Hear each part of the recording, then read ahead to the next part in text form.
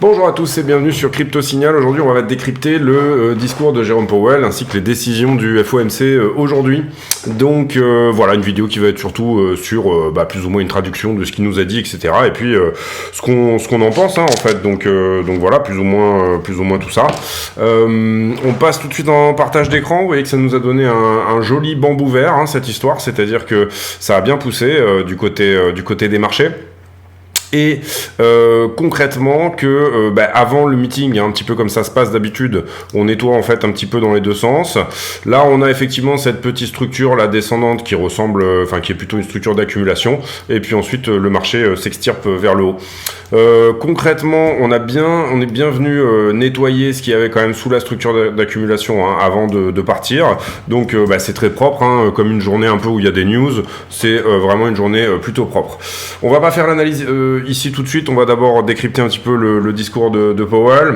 Donc concrètement, qu'est-ce que nous dit le communiqué qui a été publié à 20h? Il nous dit, on va augmenter les taux de 25 points de base, un petit peu comme le marché l'attendait. Et c'est un petit peu le même communiqué en fait depuis à chaque fois qu'on l'a, c'est à propos de la guerre en Ukraine, etc. Et puis toutes les choses qui font que les prix tout simplement ici augmentent. Mais en ce moment, on voit effectivement une réduction. Donc le fait qu'il y ait eu quand même une augmentation modeste un petit peu des dépenses et de la production, que le marché du travail a été quand même plutôt fort. Et puis voilà, le communiqué en gros nous en dit pas plus que chaque communiqué qu'on a eu, mais en gros c'est plutôt ici le discours qui était intéressant. Donc au moment du communiqué, on fait je crois qu'on part d'abord à la hausse et puis ensuite on part à la baisse. Au moment où le communiqué est fait, donc à 20h, on part d'abord à la baisse, et puis ensuite on part à la hausse, et puis ensuite après ça se tient un petit peu dans une certaine fourchette, on va dire, et puis juste avant le discours, on fait une grosse baisse, et là ça repart. Vous voyez qu'on vient vraiment ici bien nettoyer ce point-là, qui était important, qui était un point de liquidité important, juste avant de partir haussier. Donc est-ce que ça va continuer comme ça ou pas?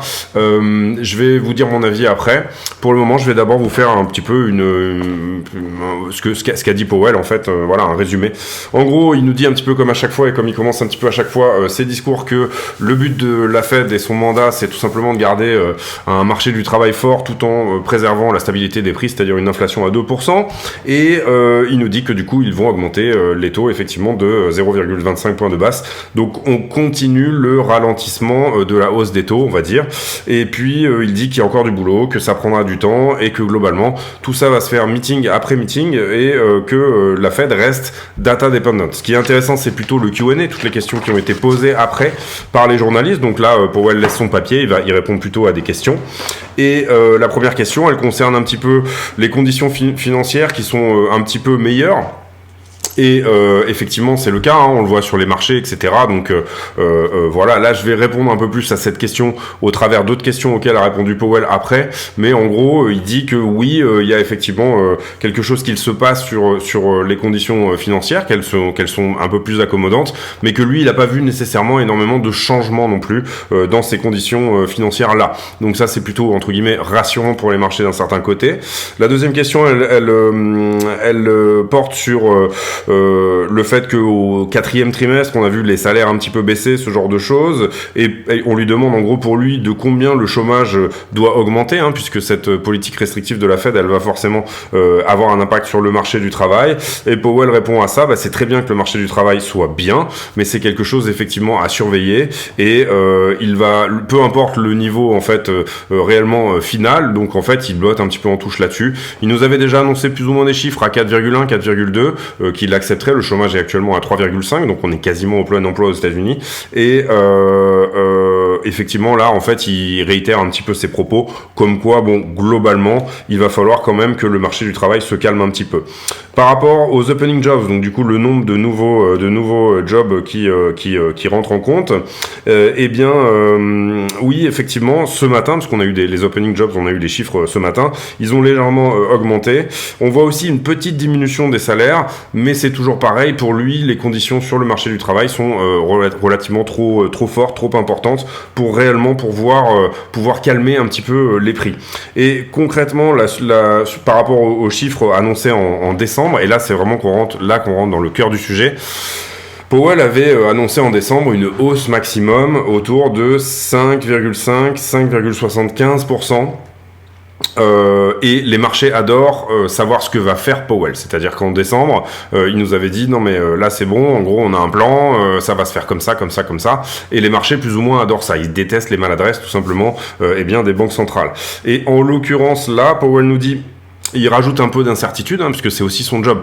Globalement, tous les chairman de la Fed de tout temps ont toujours, je cherche un nom là, mais je sais plus, c'est pas Bernanke, c'est, je vais vous trouver ça, Fed. C'est celui qui est juste avant Bernanke, c'était Schwanger, je crois. On va le trouver. Greenspan, voilà, c'est Greenspan, donc c'est celui-ci c'est des gens ici, vous le comprenez. Alors Volcker, c'est un peu le héros parce que dans les années 80, il a augmenté les taux tellement fort. Il y a eu effectivement une grosse crise derrière, mais elle a duré très peu de temps. Donc Volcker, c'est vraiment le héros. Il a une énorme aura après tout ça, si vous voulez. Et puis en gros, Greenspan, ça a été plutôt le gars qui a fait les choses d'une manière différente. C'est-à-dire que je sais plus pourquoi je vous parle de Greenspan. Oui, parce que en fait, globalement, ça a été le premier à souffler le chaud et le froid sur les marchés en permanence. On était dans une décennie où il y a eu des problèmes, il y a eu le crash de 87, il y a eu des tas de choses. Il a réparé le crash de 87, Greenspan. Mais en gros, c'est vraiment quelqu'un qui a donné cette légitimité au président de la Fed derrière l'aura de Volcker, d'ailleurs plus ou moins, mais il était vraiment en train de limite il dirigeait l'économie, c'est-à-dire il appuyait, on augmente les taux, on diminue, on fait ça, on fait une déclaration qui va casser les marchés, et puis ensuite finalement on rediminue les taux, etc. Donc ça a donné vraiment quelque chose, surtout dans une décennie un petit peu au moment où il y avait tous les juste après Reagan, etc., où finalement on acceptait que tous les marchés dérivés contiennent des produits un peu dingues, comme notamment ce qui a créé la crise des subprimes après, c'est-à-dire des produits dérivés sur l'immobilier, le fait de accumuler plein de dettes ensemble de gens d'immobilier qui normalement par exemple n'auraient pas dû avoir les crédits, et puis de les mettre dans des produits plutôt bien notés que finalement les banques mettent au service de leurs usagers. Greenspan a une très mauvaise aura après coup. Il a dirigé la Fed pendant très longtemps, vous le voyez, 18 ans. Et il a une très mauvaise aura au final parce que, tout simplement, c'est lui qui est plus ou moins responsable de la crise des subprimes, mais surtout, c'est lui qui a donné la toute-puissance au chairman de la Fed. Voilà pourquoi je faisais cette petite aparté. Et là, en gros, Powell nous fait un petit peu son Greenspan en disant, pour les marchés, on verra plus tard, c'est-à-dire, je vais pas trop vous en donner non plus. On sait bien que ce rallye actuel est un problème pour Powell, et on va aussi en discuter par ailleurs. Il dit que néanmoins les décisions elles vont dépendre des datas, les décisions suivantes. Il dit que pour le moment 66% du core PCE, donc le consumption expenditure, ne montre pas des signes de faiblesse. Donc il dit effectivement on a une très belle correction du côté du marché du housing, donc tout ce qui est immobilier américain, là pour le coup ça corrige très fort, mais on a d'autres secteurs qui ne corrigent pas comme on voudrait, et en gros on voit une correction dans un tiers du PCE, mais on voit pas la correction dans les 2 tiers du reste, donc ça nous embête un petit peu. Comprenez bien aussi que là on est dans un domaine, dans un secteur qui va être très restrictif, puisqu'on va être désormais dans des taux qui sont, on va dire, entre 4,75 et 5%. Donc, ils égalent le PCI, justement. Donc, ça, c'est relativement important à comprendre. C'est-à-dire que on est vraiment dans un niveau qui est extrêmement, extrêmement restrictif. Et là, du coup, Powell nous dit, je voudrais que le reste du marché également montre une diminution des prix. Question suivante.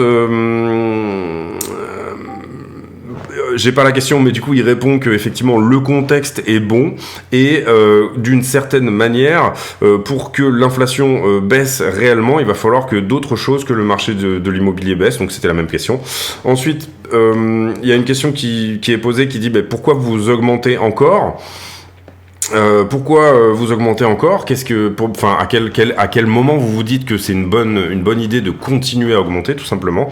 Et Powell nous dit, il reste du travail, effectivement, et il repose ce postulat que une partie des prix n'a pas encore montré son refroidissement, etc., et qu'il y a encore effectivement du travail pour faire descendre l'inflation à 2%. On rappelle qu'aujourd'hui le CPI il est à peu près à 6,1.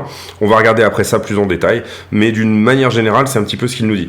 Ensuite, est-ce que la Fed va faire ce que le Trésor demande? C'est-à-dire, est-ce que Janet Yellen, qui est responsable du Trésor, est-ce qu'ils sont censés travailler ensemble, etc. C'est-à-dire, est-ce que la Fed va aider en fait le gouvernement à plus ou moins payer ses obligations? Il y a en ce moment un gros débat aux États-Unis puisqu'on arrive au plafond de la dette, c'est-à-dire que la dette, elle arrive au moment où théoriquement c'est voté par la loi, on n'a pas le droit de le monter plus haut. Tous les ans, il y a un débat là-dessus et ça crée un peu de la tension sur les marchés, surtout depuis la première fois. Bon, bah là, ça fait quand même un paquet de temps que comment dire, il est augmenté tous les ans, hein, donc il n'y a pas vraiment de souci avec ça maintenant. On crie au loup, mais en fait, voilà, on sait très bien que le Congrès va adopter cette mesure. Et d'une certaine manière, Powell dit, de toute façon, le gouvernement doit payer ses obligations. À un moment donné, il est obligé. Et pour le coup, il dit, moi, j'ai aucun contact à avoir avec le Congrès à propos d'augmenter le plafond de la dette ou quoi que ce soit d'autre. Donc là, il réaffirme un petit peu son indépendance, bien évidemment. L'autre question suivante qui est posée par le journaliste, c'est est-ce que vous êtes posé la question de faire une pause, hein, c'est légitime comme question, de dire on fait une pause et puis on regarde, et Powell dit clairement non. Alors là, on s'est pas du tout posé la question pendant ce meeting-là, il y a aucun moment où ça a été avancé, mais il y a beaucoup d'options qui existent, et ces options, elles dépendent bien entendu des data. Donc là encore, il souffle un petit peu l'incertitude, vous l'aurez compris, il fait son Greenspan, puisque maintenant j'ai le nom. Une autre question qui est posée par un journaliste qui est un peu plus véhément, qui lui dit vous avez eu beaucoup de résultats, il y a déjà beaucoup de choses qui montrent que l'inflation est en train de tomber comme une pierre, est-ce que vous n'êtes pas en train de faire fausse route? Et finalement, est-ce que vous n'êtes pas en train de déglinguer l'économie alors que il suffirait d'en rester là pour le moment, etc. Donc c'est un peu la même question que précédemment. Et Powell dit effectivement l'inflation baisse plus vite que ce qu'on attend, et elle baisse dans tous les secteurs qu'on étudie, 7 au total, elle est relativement baissière également, mais c'est pas suffisant. Et le fait également que il y a certains problèmes de supply chain, donc on va dire de chaîne d'approvisionnement qui se règlent petit à petit, et ça c'est le cas, hein, avec la réouverture de la Chine, etc.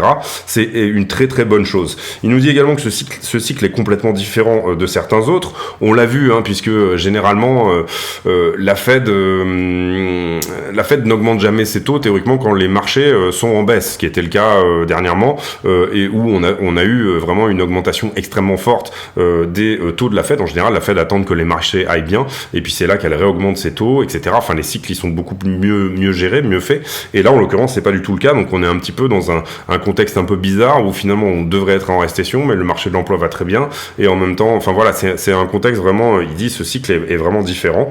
Et il dit que son meilleur scénario à lui, c'est que effectivement l'économie puisse résister et qu'on ramène l'inflation à 2%. Donc un soft landing, hein, en gros, en quelque sorte. On lui parle à ce moment-là de la croissance, et il dit la plupart des analystes pensent que la croissance va se calmer.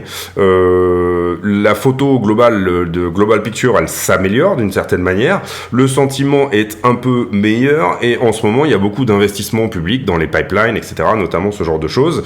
Donc il dit pour moi, je pense que la croissance va être positive cette année. Donc là, il nous fait une réponse d'économiste.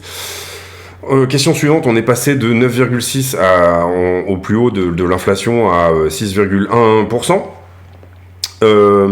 Et quelle est la suite du chemin, et à quelle vitesse vous pensez que l'inflation va tomber? Et là, Powell dit, regardez, en 2021, on s'attendait à ce qu'elle tombe très vite, et finalement, on n'a pas du tout eu ce qu'on attendait. En fait, elle est tombée fin 2022. Donc, pour lui, son carcan prévisionnel, on va dire, ça va être moins de croissance, effectivement, que ce qu'il pourrait y avoir.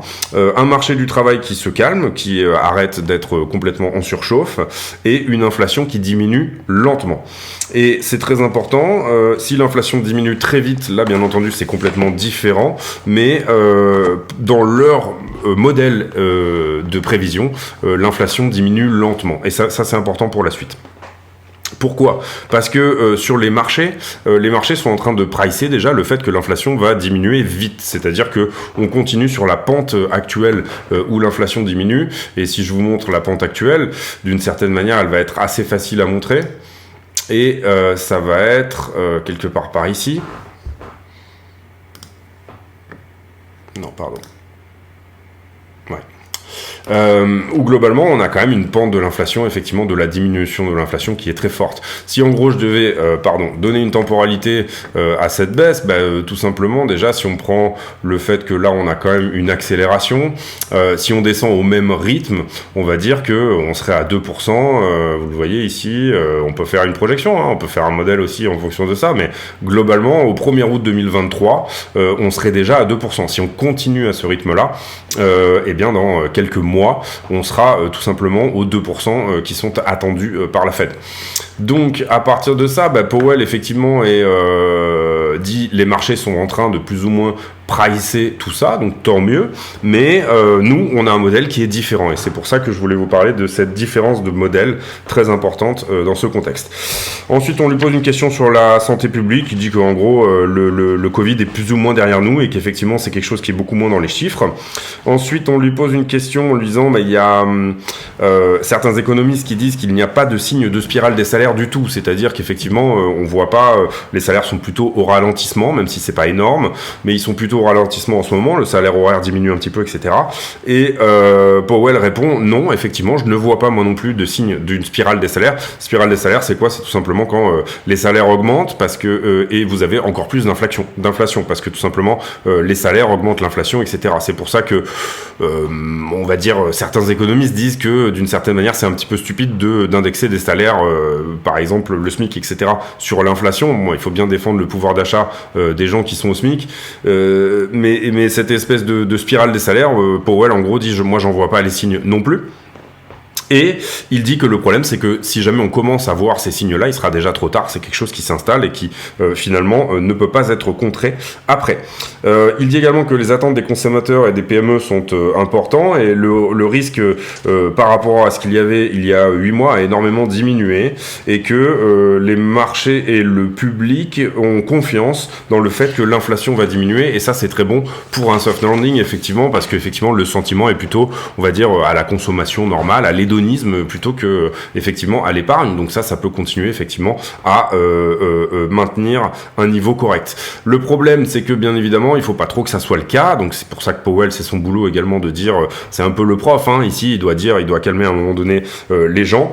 Par rapport aux conditions financières, il dit qu'elles sont les mêmes qu'en décembre dernier. Pour lui, en fait, si vous voulez, il a pris le meeting de décembre, il a fait comme ça avec la feuille et il l'a mis un peu à la poubelle. Dans son discours, c'est un petit peu ce qu'on peut entendre entre les lignes, c'est-à-dire que le marché est parti un peu en rallye en décembre. Il y a eu un petit sell de news avant, mais après il est parti parce que le marché adore savoir ce que va faire Powell. En fait, on avait des prévisions, on avait des chiffres, on avait toutes ces choses-là, et à partir de là, c'est parti assez fort. Donc, effectivement, il dit, nous, nos prévisions sont différentes. On ne pense pas comme les gens pensent sur les marchés. On a des prévisions où l'inflation diminue beaucoup plus lentement que ça. Dernière question sur le plafond de la dette. Il dit que le plafond va sans doute augmenter. Donc, d'une manière générale, le discours, il n'y a pas eu de ton extrêmement véhément ou ce genre de choses, comme ça avait été le cas, par exemple, à Jackson Hole ou ce genre de choses. Donc, effectivement, déjà, ça, c'est plutôt rassurant pour les marchés. Et on voit que effectivement, d'une certaine manière, Bitcoin prend très bien cette news. Bon, ici, on a effectivement un petit rallye. On va se mettre en 4 heures. On a effectivement un petit rallye suite aux annonces parce que tout simplement le marché a eu ses attentes et on n'a pas eu ce fameux discours un peu véhément qu'on aurait pu peut-être attendre de Powell. Néanmoins, moi je dis attention à ce qui va se passer peut-être dans la nuit, peut-être un peu plus tard, etc. Parce que soit il est possible, et tout à fait possible, il faudrait surveiller ici un petit peu comment fonctionne ce nouveau petit rallye qui s'est mis en place là ici. Pour moi, il est possible qu'un léger sell de news se mette en place et qu'on soit là plutôt en train de dégager une partie des shorters avant et d'embarquer un petit peu du longueur avant effectivement de faire un mouvement plus bas, vers le bas, je veux dire. C'est pas tout à fait une certitude et c'est pas du tout une certitude au sens où effectivement son discours a été plutôt cool d'une certaine manière, c'est-à-dire que moi je m'attendais à ce qu'il soit un petit peu plus énervé. Moi personnellement j'avais placé un long au début du discours, j'ai réussi à attraper on va dire cette tige par là vers les 23. Là à ce stade j'ai vendu à 23,6 parce que voilà, j'estimais que le prix avait fait son job. On peut très bien aller plus haut ici et c'est pas du tout un problème. Mais je suis pas sûr que ça soit extrêmement ça soit une extrêmement bonne nouvelle et il pourrait y avoir effectivement un sell de news qui se met en place. Après on a beaucoup de retail en ce moment sur le marché, etc. Donc peut-être que cette espèce d'engouement là sur la réduction effectivement de la hausse des taux de la Fed peut se mettre en place. Moi je dis je suis pas devin, je suis pas expert non plus. Pour le moment ce qu'on voit c'est que la trend ici que vous voyez qui est en orange que j'avais noté au tout début de ce rallye, elle tient. Donc ça c'est une bonne chose. Toute cette trend là pour le moment c'est une super pente pour éventuellement la hausse qu'on est en train de faire. Et vous voyez que à chaque fois on rebondit dessus, etc. Donc pour moi c'est le signal de la correction un petit peu cette trend. Donc pour le moment on peut la tenir. Pour ceux qui sont encore sur des grosses positions par exemple, vous pouvez petit à petit augmenter votre stop vis-à-vis de cette trend. Pour moi c'est vraiment ici la nouvelle pente on va dire de ce rallye. Alors on peut passer dessous, on peut passer dessus bien évidemment. Mais pour moi c'est quand même un petit peu voilà, ça c'est l'élément un peu déterminant. Ici, aucun problème si on veut aller à 25,2, c'est pas vraiment pas trop un problème puisque vous voyez on est en gros à 1003, 1005 de 25,2, c'est pas non plus énorme et ça serait un point assez important à venir prendre sur la charte. On va pas forcément faire ici l'analyse en 5 minutes, 20 minutes, etc. parce que c'était un jour de news donc ça aura que très peu d'intérêt, il y a juste des prises de liquidité un peu dans les deux sens et puis après une petite accumulation, on nettoie et on part en haut, il n'y a pas vraiment quoi que ce soit de vraiment intéressant à faire là-dessus. On va pas faire les news non plus, parce que c'est la news majeure et je viens de la traiter pendant désormais 21 minutes. On va juste vite fait aller voir un peu la liquidité, c'est-à-dire comment ça se passe à ce niveau-là. Et voilà. Et le carnet d'ordre, je pense que ça peut être intéressant aussi. Donc globalement, je pense que aujourd'hui, on a fait une journée correcte au niveau des liquidations, encore que c'est pas énorme pour un jour de news. D'habitude, on fait un petit peu plus. 24 millions sur Ethereum, 24 millions sur Ether, donc moitié-moitié, et chacun, les deux ensemble faisant la moitié du marché. Donc c'est vraiment plutôt propre à ce niveau-là. On avait un mur de vente ici que j'avais remarqué et je l'en avais parlé sur le Discord en disant c'est peut-être du spoofing. Et vous voyez que effectivement c'est le cas. Juste au moment où on arrive sur ce mur de vente, eh bien il est retiré, sauf pour cette partie-là. Donc là pour moi ce mur n'a pas été pris, je crois pas. Peut-être que si. On est vraiment sur la bougie juste avant. Non, peut-être c'est pas du spoofing. Contrairement à vraiment, on en avait eu un il y a quelques temps là, je sais plus. Ouais, c'était là où là il avait été vraiment enlevé avant, je crois. Ouais, celui-là, on voit vraiment qu'il avait été enlevé juste avant. On va regarder en 5 minutes, peut-être que ça peut être intéressant de voir si... Ah bah non, il a été enlevé avant, ouais. Il a commencé à être pris sur cette bougie-là. Ah si, il a été pris. Si, il a été pris, autant pour moi, quasiment en entier, Ouais. Donc on est passé au travers de ce mur de vente. Pour le moment, le mur suivant, il va être à peu près dans ces eaux-là, c'est-à-dire qu'on a pas mal de vendeurs au 24, 23,6, 23,8, oui, voilà. Donc, moi, j'ai pas suivi autant pour moi, mais effectivement, on est allé dedans. Vous voyez que quand on va dedans, d'ailleurs, le prix marque quand même une correction, parce qu'il faut absorber le fait de bouffer ici 1500 bitcoins d'un coup. C'est pas quelque chose qui se fait comme ça. Attention aussi, peut-être que c'est des mains qui avaient besoin de ce rallye pour distribuer ce genre de choses. Il faut faire gaffe. Avant pour pouvoir acheter une correction plus importante. Si ces mecs-là ont effectivement le bag pour faire baisser le prix derrière, ils ne s'en priveront pas. Les liquidités sur BTC. Alors, on va regarder ça. Est-ce qu'il a bien sauvé la dernière fois ou pas? On va regarder si je suis bien sur le bon.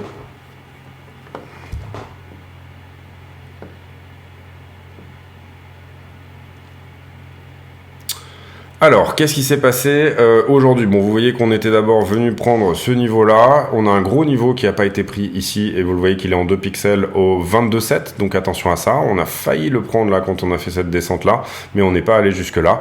Donc c'était peut-être là les grosses mains qui effectivement étaient venues préparer ce rallye-là. Vous comprenez ici que y a parfois, on regarde les liquidités, mais on n'est pas obligé d'aller les prendre. Si les gens ont suffisamment d'argent pour défendre le prix, et là on a pris au 23,776 ce point de liquidité qui pour moi était à prendre également, donc plutôt propre de ce côté là.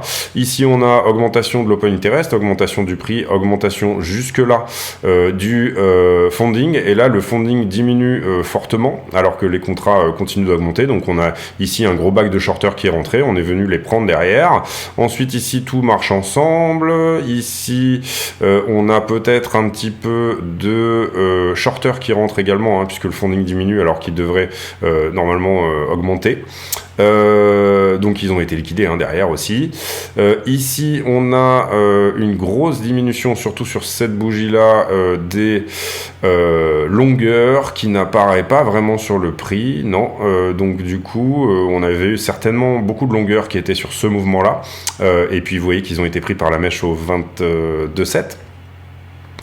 Ensuite, là, on short squeeze du monde, donc c'est normal que le funding augmente et que le nombre de contrats diminue. Et puis ici, tout marche plus ou moins ensemble, jusque là. Là, ça va aussi. Ici, on a une grosse ouverture-clôture de contrat. C'est un petit peu bizarre, là, cette espèce de mèche. Ça ressemblerait peut-être plutôt à un bug parce que c'est un peu bizarre. Ensuite, eh bien là, tout fonctionne à peu près ensemble, on va dire. Et là, on a une anomalie où normalement, on devrait fermer du longueur, alors qu'en fait, on en rentre. Donc là, juste avant le FOMC, vous voyez qu'il y avait pas mal de longueurs qui étaient rentrées. Ils se sont fait sortir. Ici, on a une latéralisation pour les 3, très légère augmentation du funding. Donc on avait encore du longueur qui rentrait dedans. Et puis là, ce mouvement s'auto-nourrit, puisque effectivement, on a du shorter à chaque bougie. Là, vous le comprenez que c'est pas tout à fait normal que les 3 n'aillent pas ensemble, en gros, puisque là, on a une augmentation du prix, une augmentation du funding. Théoriquement, on ferme du shorter, donc le funding devrait augmenter, et en fait, il augmente pas. Donc là, on a vraiment un niveau de... On peut aller plus haut, ce mouvement peut s'auto-nourrir encore pendant un moment. Demande au spot est plutôt bonne, les spreads sont négatifs, donc ça laisse un peu de place aussi pour éventuellement monter plus haut, donc aucun problème là-dessus. On peut sauver ça. On va aller voir Ether.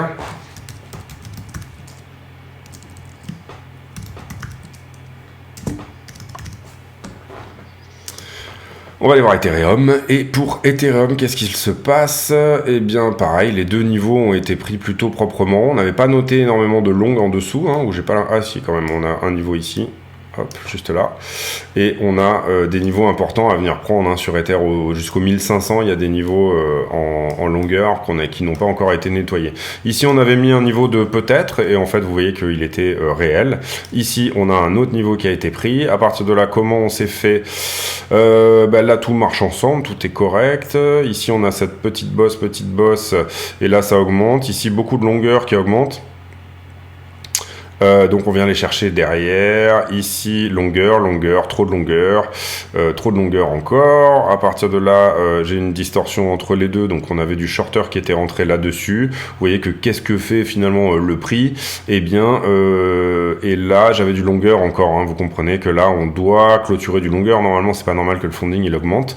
Donc du coup, on a peut-être encore un tout petit peu de longueur en bas de ce mouvement, mais c'est vraiment pas beaucoup, puisqu'on en a on en a nettoyé une bonne partie, et on est pareil sur exactement le même mécanisme, c'est-à-dire que sur cette hausse, on devrait avoir un funding qui augmente normalement, puisqu'on ferme du short, et on a un funding qui descend, donc on est sur un mouvement où on pourrait mettre ici, vous le comprenez, 50 000 droites qui sont prises, mais globalement on va la mettre tout en haut, puisque pour le moment le mouvement est en train de se faire. Donc dès que tout ça se calme, dès que le funding ici recommence à augmenter, vous pouvez vous dire qu'on aura une correction pour éventuellement venir prendre les nouveaux longueurs. Donc tout ce FOMC, d'une manière générale, on peut dire, a été extrêmement shorté. Il a été d'abord longué avant le discours, et pendant le discours, il y a eu énormément de shorts. Le fait qu'on les nettoie, puisque c'est un short squeeze, cette histoire, il y a peut-être un mouvement d'achat au spot, pourquoi pas, il y a beaucoup de retail en ce moment, encore une fois, je le dis, pourquoi pas, mais le fait qu'on les short squeeze peut potentiellement nous mettre la puce à l'oreille en nous disant, on nettoie un peu en haut, pour pouvoir mieux nettoyer en bas, voilà, c'est une possibilité possibilité. En tout cas, si on vient chercher ces mecs-là, il y a peut-être une raison. Mais en tout cas, et c'est pas du faux shorter ici ou quoi que ce soit. Enfin, vous voyez ce que je veux dire.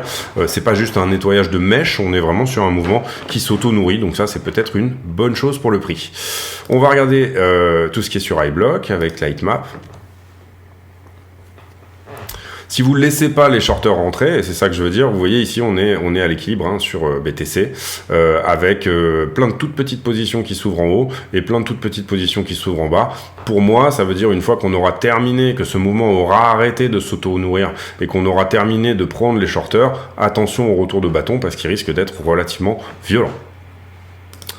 Et quand est-ce qu'on pourrait terminer ce mouvement? Vous voyez que la zone de densité, elle est quand même plutôt ici au 24,3 pour le moment, quelque chose comme ça. Après, on étudie des fluides, donc peut-être que dans un quart d'heure, ça sera plus haut ou plus bas. Qui aussi va fermer ses positions?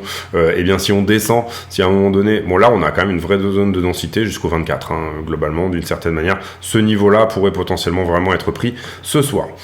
Ensuite, ici, sur Ethereum. Sur Ethereum, pareil, plus de long que de short depuis les 5 derniers jours. On avait beaucoup plus de short ici, mais comme on est en train de les attraper, bien évidemment, beaucoup de petites positions, je trouve, par rapport à d'habitude où on a des grosses boules. Donc du coup, beaucoup de petites positions par rapport à d'habitude. Ici...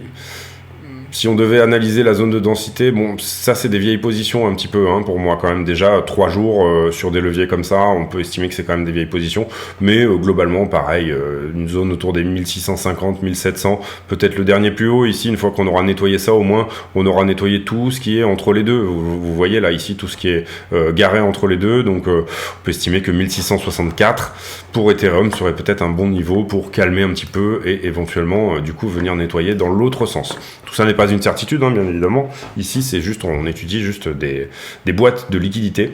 Là, on voit bien qu'effectivement, sur les 12 dernières heures, c'est 24 le point à prendre.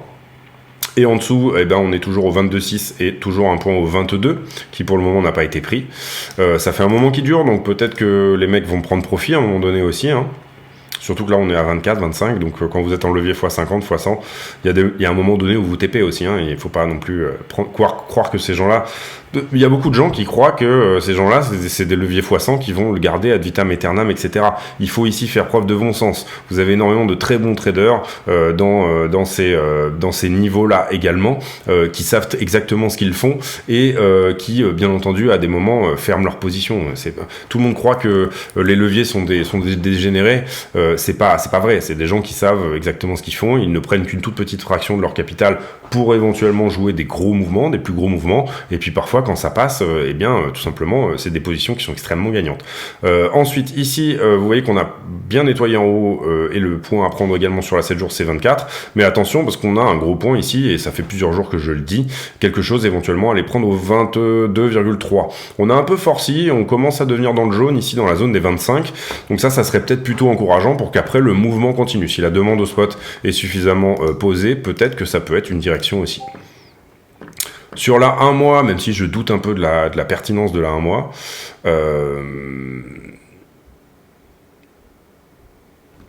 sur la 1 mois, quelque chose de très très conséquent à prendre au 25 500, là pour le coup, et qui est même beaucoup plus conséquent que tout ce qui s'est fait par ailleurs jusque-là.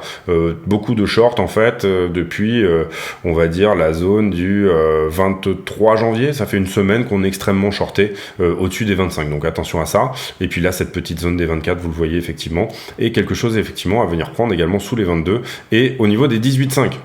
Pour moi, c'est des niveaux clés, là, ce dont je vous parle. 18,5, 24 et 22,3 sont des niveaux clés vraiment, c'est sûr. Je pense, alors moi, mon scénario, on va dire moyen terme, est vraiment, et je pense que ça va être peut-être le cas, et qu'on aura peut-être un retracement dans la zone des 18-19. Je suis pas du tout sûr de ça, au sens où ça dépend vraiment ici de ce que va nous donner le prix. On peut lancer un rallye tout dépend effectivement de comment va être le sentiment, puisque c'est difficile d'envisager quel va être le sentiment, est-ce qu'il va être plutôt shorter ou plutôt longueur, on va dire, sous les prochains jours. Mais voilà, pour moi, une fois qu'on aura pris les 25, on aura quand même des bonnes chances de revenir tester les 20 et peut-être dessous. Donc 18,5 serait un niveau vraiment correct à venir éventuellement tester. Tout ça n'est pas du tout sûr, on va voir ce que nous donne le marché effectivement avec tout ça, néanmoins voilà, moi personnellement je suis assez content de ma journée, j'ai fait des jolis trades, pour une journée de news en plus où en général c'est des journées un peu difficiles et on sort plutôt on va dire break-even à la fin alors qu'on s'est épuisé, là pour le coup moi ça a été vraiment assez facile aujourd'hui.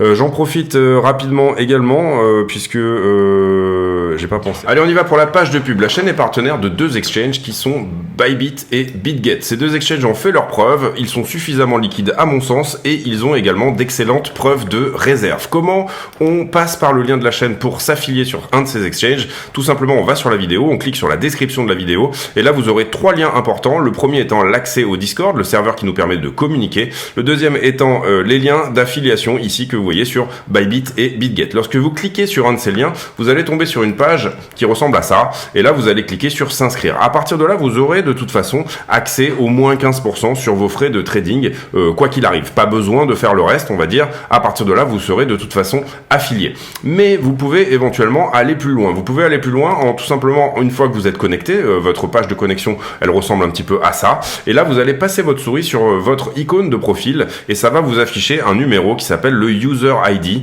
le UID. Vous copiez cet UID et vous venez sur le Discord, vous présentez ici. Nous, notre Discord, il faut se présenter à l'entrée, c'est-à-dire qu'il y a un filtre, on filtre les gens de manière à éviter les scams et les bots et pour donner des rôles aux gens, c'est-à-dire est-ce que vous êtes plutôt trader, débutant, affilié, etc. Une fois que vous aurez fait ça, vous allez dans le salon demande affiliation et dans le salon demande affiliation, vous allez pouvoir poster votre UID et votre UID sera validé ou non comme étant une UID qui est tout simplement affiliée à CryptoSignal. Ensuite, vous aurez accès à un salon privé qui s'appelle Section Affiliée, dans laquelle je poste des graphiques et je poste des analyses, etc. exclusives sur ce salon. Il y a aussi une possibilité de participer à un tirage au sort. Pour participer à ce tirage au sort, il faudra également déposer 100 USDT, en plus de s'inscrire et de faire toutes ces démarches-là, déposer 100 USDT sur un de ces 2 exchanges. À partir de là, l'exchange me le dira et ils me diront que vous avez, entre guillemets, le statut de super affilié. Le statut de super affilié, vous n'êtes pas obligé de trader ces 100 USDT d'ailleurs, ils peuvent très bien juste rester sur la plateforme quelques temps, le temps que vous soyez validé, et puis une fois que vous êtes validé, vous pouvez les enlever, vous en faites ce que vous voulez, mais ça vous permettra de participer à un tirage au sort tous les 20 affiliés de 200 USDT. Donc le premier tirage au sort, il sera sur 20 affiliés, le deuxième sera sur 40, une chance sur 40 de gagner 200 USDT, le troisième sera sur 60, une chance sur 60, etc. Donc voilà, écoutez, si ça vous intéresse, n'hésitez pas à passer par ces liens, et puis on revient à la vidéo. Merci de votre attention. C'est vrai que le débit, il est énervé de la page de pub. Je suis la risée un peu de mes modérateurs sur le Discord parce qu'ils se foutent de ma gueule en disant que j'ai fait une page de pub type mention légale. Et c'est vrai que c'est assez... quand je l'écoute, je vois que c'est effectivement assez énervé. Bon, on la refera quand j'aurai le temps, etc. On refera un truc un peu plus sympa parce que c'est quand même ici très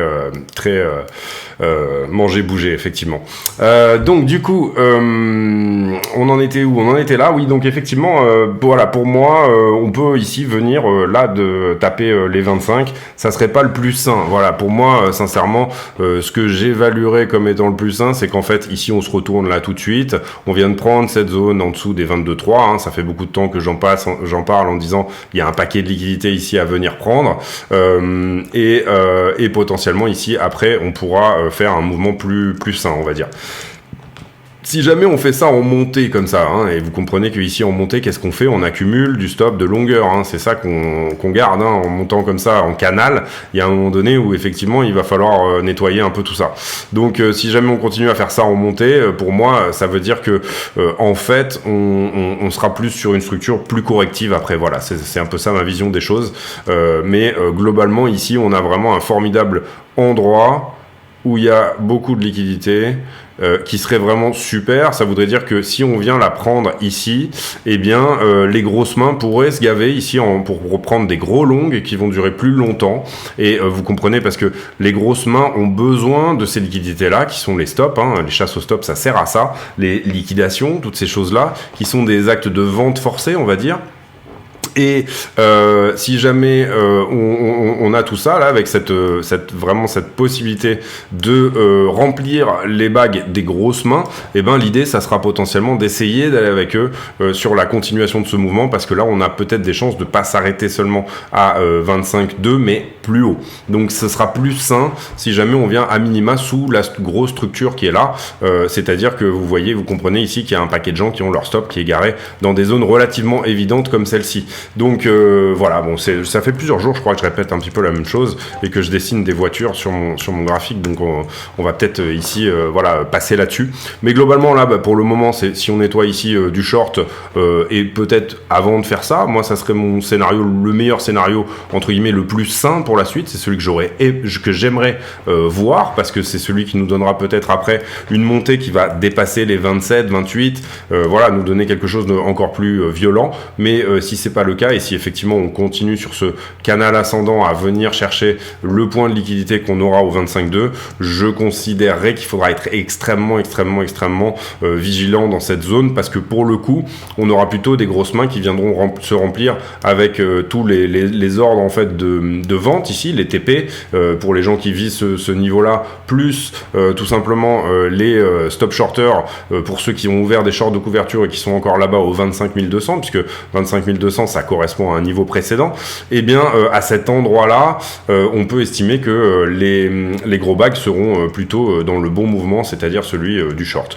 Donc à voir comment tout ça va se mettre en place. Pour l'instant on n'a pas le numéro de ces gens là malheureusement, et on peut pas ici faire des plans sur la comète, mais on va voir effectivement comment tout ça se met en place. Je pense que j'ai fait le tour. Je ferai une analyse demain un peu plus détaillée sur Ether et tout, etc. Voilà, c'était par rapport à ce FOMC. Vraiment, j'avais envie de le sortir au moment où ça sort, parce que je trouve que le décryptage est toujours intéressant à avoir. Donc Jérôme Powell, globalement, pour moi, l'analyse, c'est d'abord, il essaye de souffler un peu de froid sur les marchés, mais sans plus. Il le fait pas non plus, il l'a pas fait violemment. Il a plus soufflé de l'incertitude pour moi. La deuxième chose, c'est il met à la poubelle tout ce qu'il avait dit en décembre, et ça, c'est pas génial, parce que voilà, c'est quelque chose que entre guillemets, le marché aime bien. Encore une fois, on voit un VIX en ce moment très bas et tout, etc. Il y a une sorte de confiance qui s'était installée sur les marchés vis-à-vis de la Fed, et là, on a peut-être un petit peu plus d'incertitude à venir. Il nous dit aussi que, et ça j'en ai pas vraiment bien parlé dans l'analyse, mais et c'est une phrase qui a vraiment plombé un petit peu, c'est le moment où on a eu une grosse baisse, qu'il allait y avoir d'autres hausses, que c'était quasiment sûr, mais ça je pense que je l'ai quand même expliqué entre les lignes, mais globalement il nous dit on va pas s'arrêter là, quoi. C'est-à-dire il nous dit le prochain meeting il y aura probablement encore un 0,25, et il y en aura, je crois qu'à un moment donné il parle même de plusieurs à la suite, c'est-à-dire que le marché ici attendait, si on prend les targets qu'il avait qui étaient de 5,50, 5,75 en décembre, on est désormais à peu près à 5, donc 1, 2, 3, peut-être 3 encore comme ça, donc voilà, tout ça va bien entendu dépendre énormément des datas. S'il voit que l'inflation tombe comme une pierre, j'ose espérer qu'ils vont à un moment donné arrêter d'augmenter et se calmer un petit peu, arrêter de tirer sur le navire.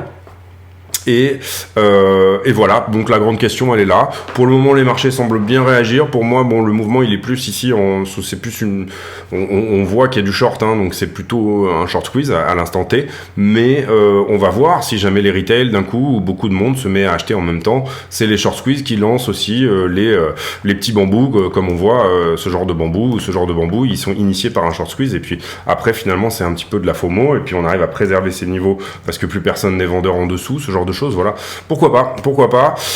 Pour moi, à l'instant T, je serais quand même plutôt baissier pour les jours prochains.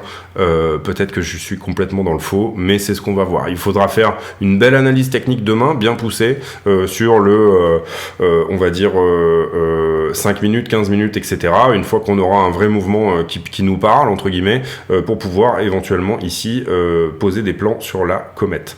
C'est tout pour moi aujourd'hui, j'espère que cette vidéo vous a plu. Si c'est le cas, n'hésitez pas à venir nous rejoindre sur le Discord, vous abonner, activer la cloche de notification, éventuellement mettre un like et un commentaire d'encouragement si le cœur vous en dit. Mettez un like, c'est important, c'est vraiment ici, surtout si vous avez tenu 43 minutes de vidéo, je pense que c'est important ici de rétribuer le temps passé.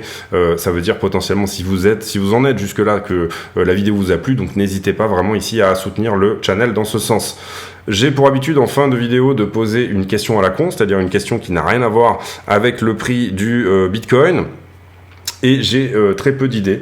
Donc du coup, aujourd'hui, la question à la con, elle sera quel est votre... alors, si pour vous, vous aviez un setup de trading, achat, ou même tout simplement, voilà, un setup informatique qui fonctionne bien, quel serait votre nombre d'écrans? Moi, personnellement, j'en ai 3, j'ai envie d'en mettre un 4e parce que, voilà, des fois, ça me manque un peu d'avoir certaines infos, mais en fait, c'est pas la peine. Je veux dire, à 3, on est déjà submergé d'informations, et en ce moment, je travaille beaucoup à réduire un petit peu mon système d'information. Donc du coup c'est vraiment juste entre guillemets du confort, mais j'aurais du mal à faire bon, des fois je trade dans mon pieu sur le portable, hein, ça peut m'arriver aussi, donc du coup je pourrais avoir juste un seul écran en fait en soi, mais je trouve ça super confortable d'avoir effectivement 3 écrans, où j'en ai un où en fait bon là il y a mon retour vidéo, mais j'en ai un sur lequel je mets le S&P, le Nasdaq, le Bitcoin et le dollar à l'envers pour voir si tout se suit bien.